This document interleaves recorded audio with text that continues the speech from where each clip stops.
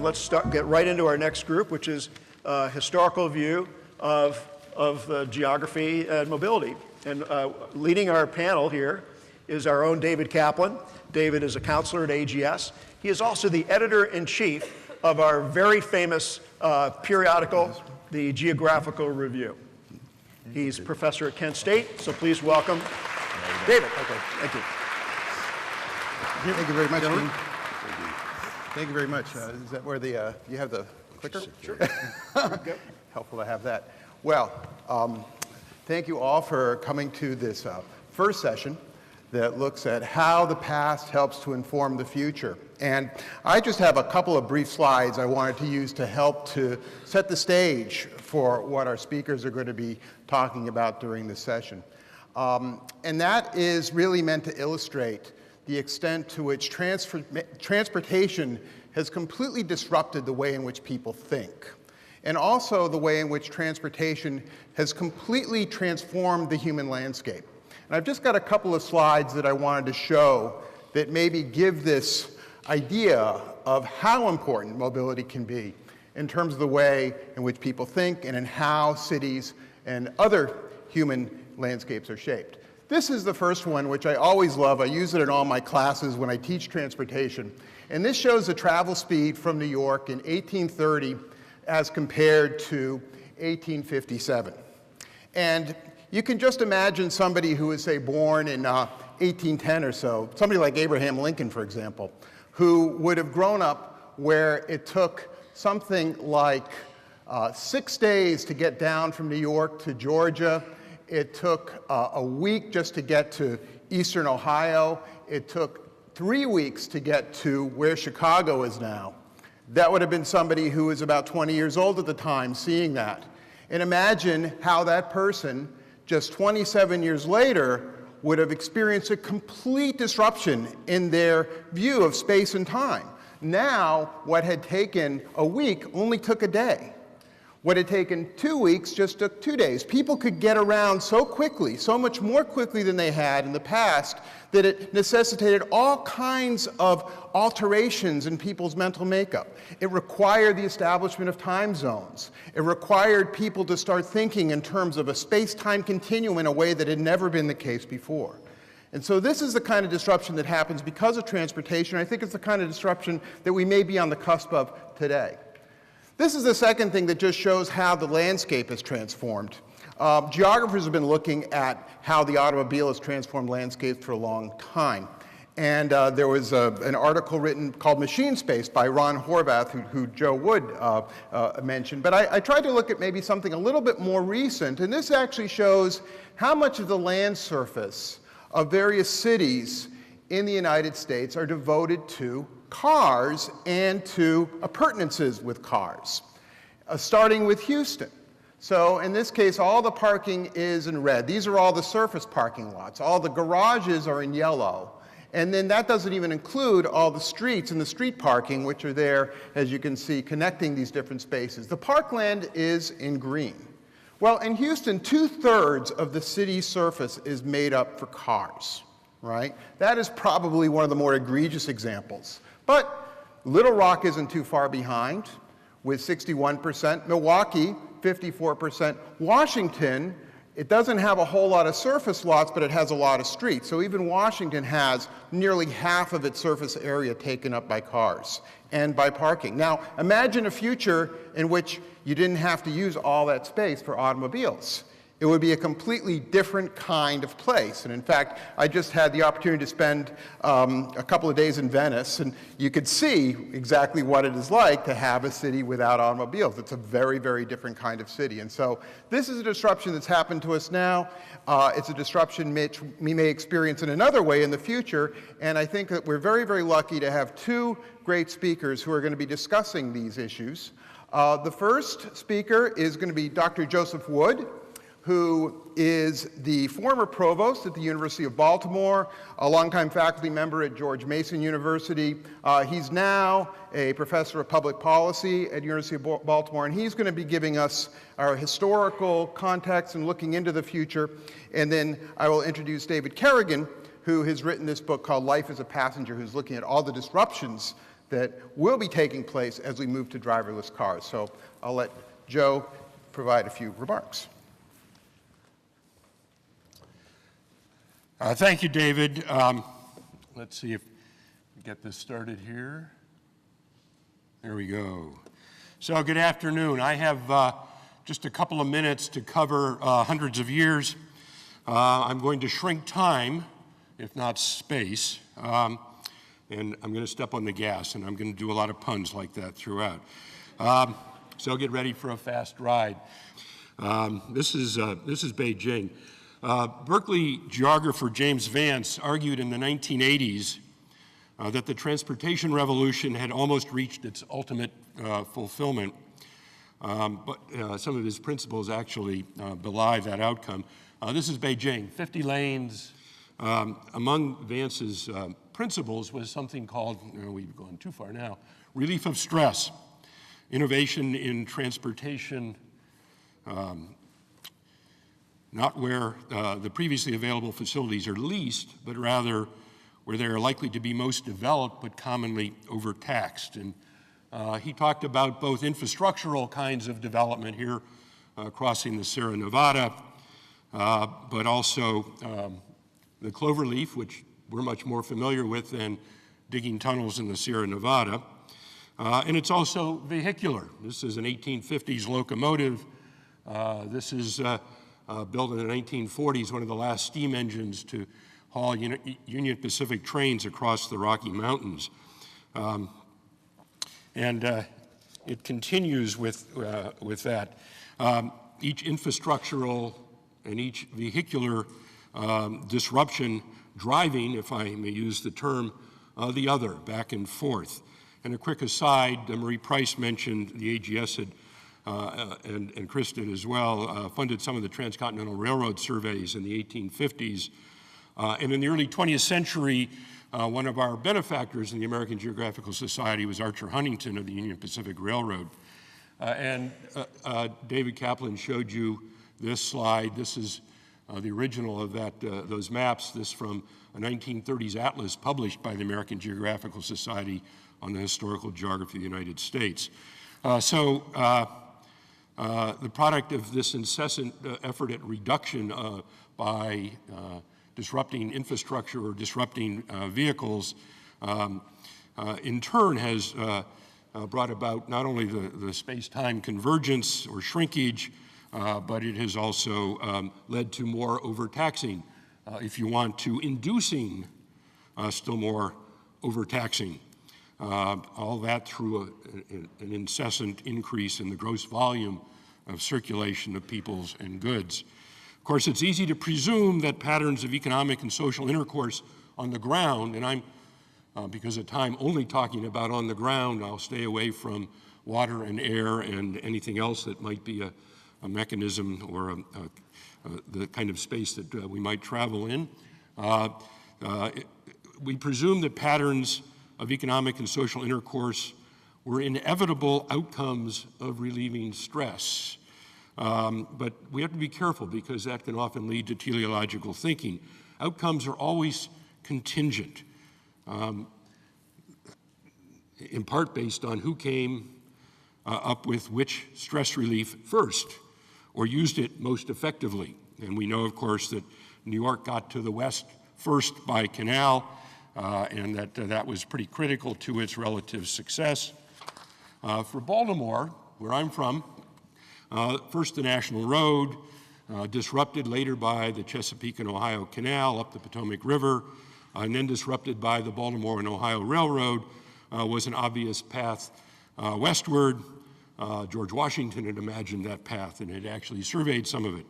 This is Wills Creek in western Cumberland, Maryland, where all three, the highway, the canal, and the railroad, lie atop one another. However, Baltimore didn't succeed as much as it had hoped it would. Philadelphia got to the Ohio country by relieving stress much more efficiently, despite having more and higher mountains to elevate canal boats over. Imagine that, trying to lift a canal boat over the mountains. So, of course, they relieved stress a bit more by building tunnels, Any of you who have driven the Pennsylvania Turnpike have been through some of these. And of course, then we needed to extend infrastructure further and further. Syracuse geographer Donald Meinig reminds us that transportation disruption has made and often remade places and their relationship, their situations, to use a geographical concept, with respect to larger geographical patterns of flow and circulation of people and goods. And of course, not every place benefits in the long term. No place ever wanted to be bypassed, of course, but far more have been bypassed than have mushroomed in response to one or another transportation disruption. So, in short order, following a disruption, some places, this is Los Angeles, benefit, although at some environmental cost, as you can see, and others do not. In other words, agglomeration at one scale and dispersal around agglomeration at another. Hence our patterns of modern living, a response to disruption in the service of the levers of production and consumption. This is the highway to nowhere in Baltimore. If you know Baltimore, you may know where this highway to nowhere starts and stops and doesn't go. There are losers, and investment in one place leads to disinvestment elsewhere. The very planning of this highway led to devalued adjacent and largely black neighborhoods, creating yet another bypassed place. And if you've seen The Wire, this is the neighborhood where, at the end of that highway to nowhere, where the Barksdale gang operated its drug operation in The Wire. We might even, if you wanted, find a contemporary analog into this larger picture I'm talking about in the circulation of ideas, real or fake, as the case may be, here in geotagged tweets, but I digress a bit. Let me get back to a quick survey, a very quick survey, in a bit more of a historical context. A quick look at disruptions in highway infrastructure and vehicular evolution to reinforce the notion of repeated relief of stress followed by inducement of more stress. Has anyone ever driven on a shunpike? You're not getting out far enough away from the city yet. So the way in which you relieve stress of paying tolls in turnpikes in the late 18th and early 19th century was by taking the shunpike, which was the road around the toll gate. And from time to time, you'll still find roads called shunpikes, a good way to game toll booths, right? The National Pike was the first federally funded interstate highway project starting in 1811. Was intended to go from Cumberland, Maryland, where Wills Creek was, all the way to Vandalia, Illinois, and eventually on to Jefferson City, Missouri. The first part of it from Baltimore to Cumberland was called the Pike. It eventually did go to Missouri, but was never really functional its entire length, which is something that we need to remember about a lot of our transportation innovations. This is the map of the road. Omnibus and street railways were resolving some issues in cities, even as the railroad was overcoming the canals and the highways. The Brooklyn Dodgers were famous because they were named after the people who dodged the trolley cars. And then, of course, cars started dodging the trolley cars, and then trolley cars had to dodge the cars, and then the buses came in. So we've seen a lot of those kinds of disruptions, certainly in the cities as well. The Lincoln Highway was the first effort to actually cross the United States with one coherent single highway in the 1930s. It epitomized early long-distance efforts at highways, and some places tried to become famous. This was the exact halfway point between the two coasts along the Lincoln Highway. And I'm sure most of you, many of you, certainly those who've been through those tunnels, know the Pennsylvania Turnpike, the first Autobahn, in effect, in the United States. The interstate highway came quick on its heels. The first construction, the first shovel, if you want, in Missouri, maybe with the idea of extending the national road past where it actually went.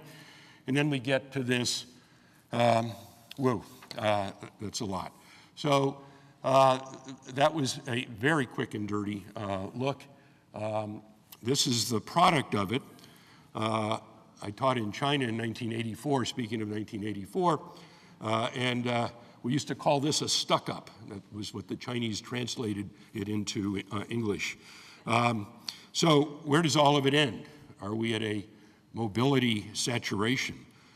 Can we fulfill Corbusier's utopian vision? This is Doha, where actually cars still rule. If you've been to Doha, you know that the cars are responsible for how you still get around. Or are we resigned to a dystopian vision, such as in Blade Runner? And I will stop at that and transfer this over to David to ask David some questions.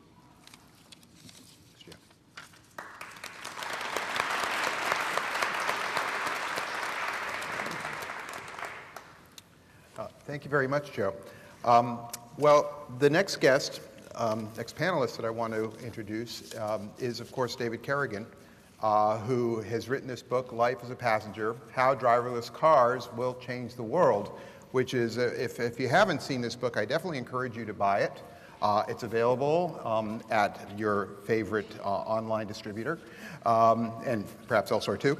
But it is an illuminating look at how, what are the implications of all these driverless technologies that are coming about. And so I want to just talk a little bit about that and have David talk a little bit about that, really more in a series of questions. And so I'll just pose a few questions and hopefully you can answer those fine. And if you do have need for some slides, I think we may have had some of your slides in there.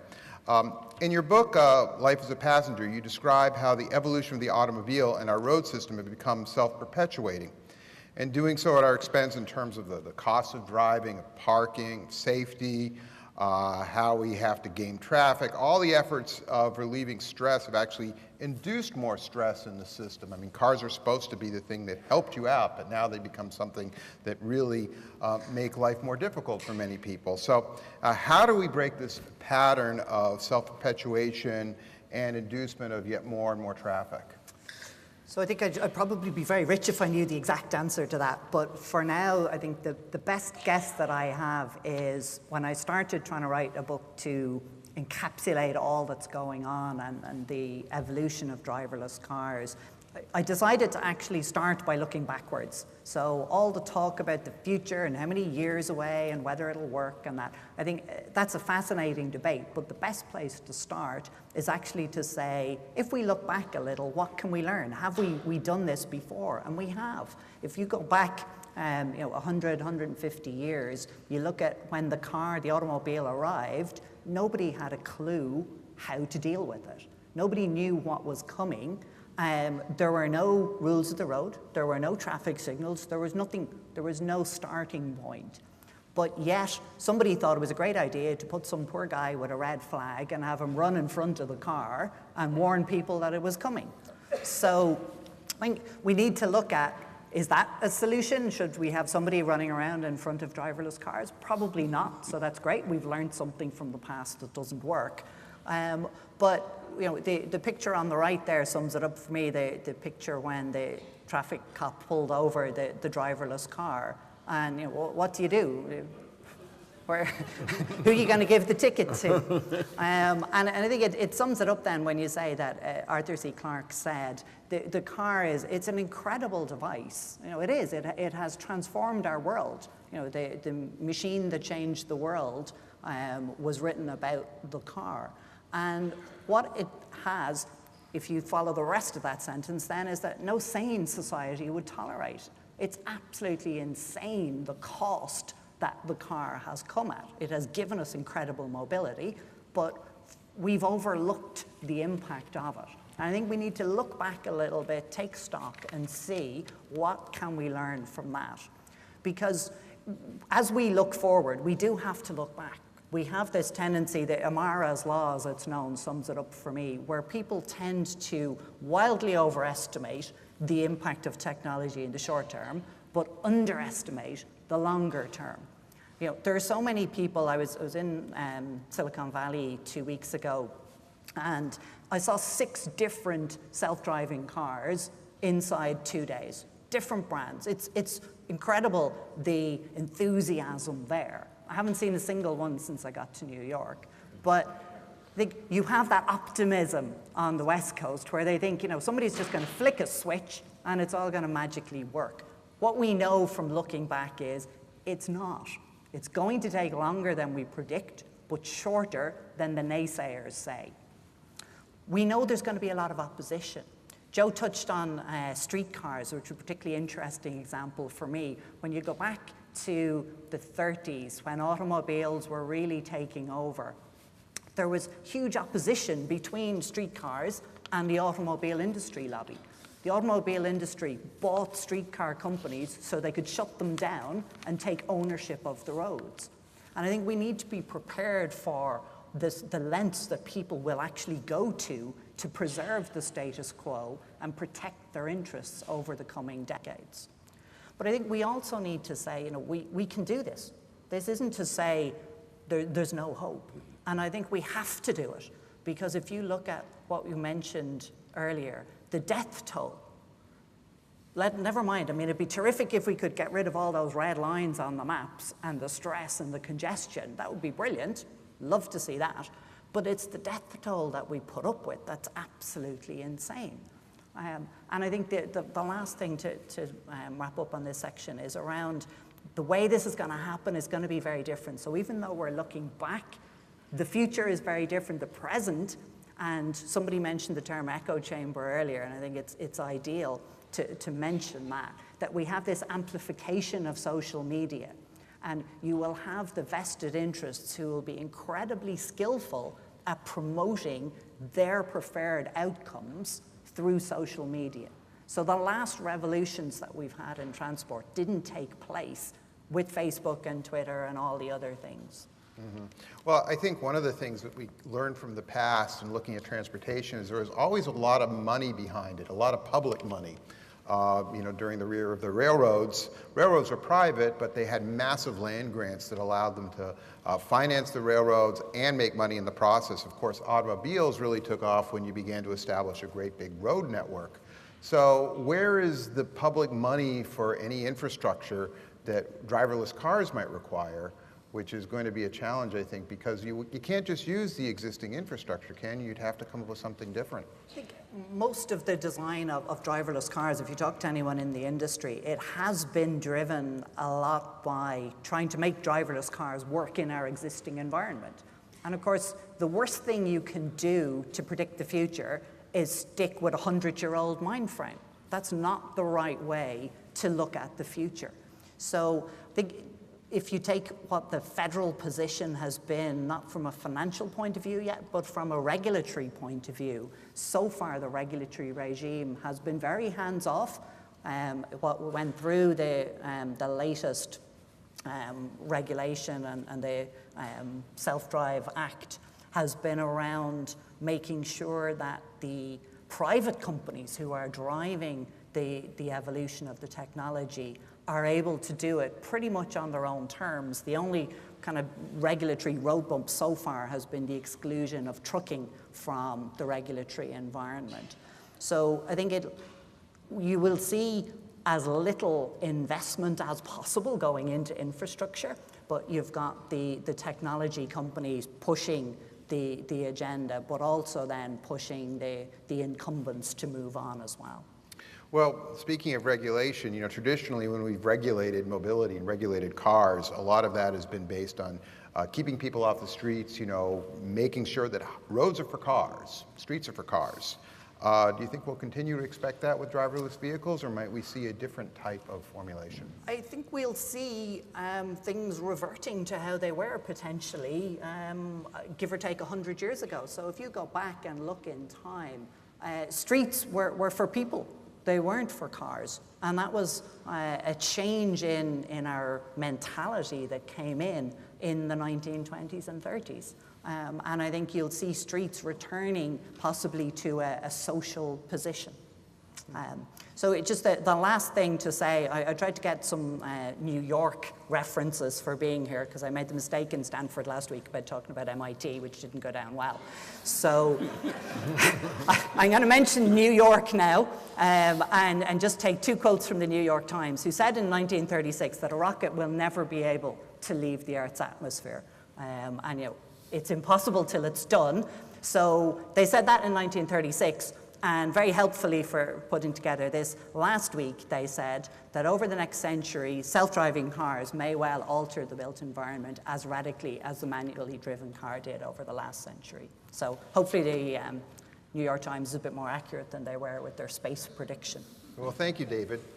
And Joe? Thank you. I think we've got just a very few minutes for some questions. If there are any questions from the audience about driverless cars or history of mobility, history of transportation. I see. Just overwhelmed by the history. Yeah, I see right over there. Yeah, in the back. Yes. My name is Jim Kerrigan. I'm from City Maritime. And I'm intrigued by the notion of the relationship between mobility and the rise of the urban area. And how do those two things play off? I missed one word, mobility and? Urbanization. And the rise. I think very quickly the dispersal around the agglomeration as a result of massive federal investment in highway systems in the post-World War II era that facilitated construction in suburbs. I mean, those of us who live in places like Baltimore just see it every day, what the impact was. People still come to the Baltimore-Washington area for lots of reasons, but through an agglomerative process, but they're dispersing because of that investment in highways that also allowed cars to become much more important than public transportation, if I'm answering your question. I see a question over there. Yes, hi, Dave Kerner. My question goes to the resources necessary for this ever-expanding infrastructure for transportation. We're talking energy, which doesn't come free, and we're talking critical resources that go with that. Could you address that aspect? David, you want? Yeah, so I think in terms of energy, I've had a few queries of people saying, is there a relationship between autonomous cars and electric cars? For me, there isn't. They happen to be happening at the same time. There's no causal relationship there. But I think we will see that continuing shift to electric power. And then the question is, what's generating that? And I think in terms of the resources, everybody within the industry that I've spoken to knows there aren't new resources coming, and they have to operate within the existing restrictions, which is why so much of the technology is about working in the constraints that we have. It would be amazingly easy if we could start again. If we had the technology now that we have now, if we had that 100 years ago, nobody would have thought it was a good idea to put humans in charge of cars, give them private ownership, and build roads, endlessly expanding highways for them to go on. So I think we have to stay within the constraints of what we have now and use technology to actually extract more from those limited resources. Okay, we got one last question. Hi, my name is Noel Perry. I'm also a forecaster of these things on the freight side, so I'm addressing this question to myself as well as you. If you take the historical perspective, 1700, 1800, or 1900, the mature expression of the technical revolutions that occurred in each of these centuries was inconceivable to the people at the beginning. What makes us think that we'll be any better to conceive of the end state than our ancestors? We should probably turn that to the whole rest of the conference, right? Yeah, I think, we put up at the start the kind of frameworks of how we're going to try and address this. I think we'd be foolish to say that we can predict the future with any degree of accuracy. I think we can look at possible futures, and I think it's up to us to steer it towards desirable futures. and take the steps along the way, have rational arguments rather than people being blindly optimistic that self-driving cars are the solution to the future or that drones are going to change everything, versus people who cling to the past and say, we can't have change. So I think we need as a body to try and push for that rational discussion and have reasonable scenarios about potential futures, steering towards the ones we want, but mindful of those second and third order consequences that we talked about. One of the things, the great examples that I often find people get excited about, and finally the penny drops when you say to them, one of the downsides of self-driving cars, if they do reduce road deaths, what about the impact that that then has on the lack of transplant organ availability? It's one of those crazy things where by saving 20,000 people from dying, there are another 1,000 people who would have lived who will now die. So I think we have to have an incredibly broad perspective to try and get a reasonable view of the future. We'll be wrong, but I think we hopefully can, by looking back and learning from that, we can try and reach a better conclusion and a slightly less inaccurate future prediction. Okay, well, thank you very much, both of you. We'll get ready for the next panel.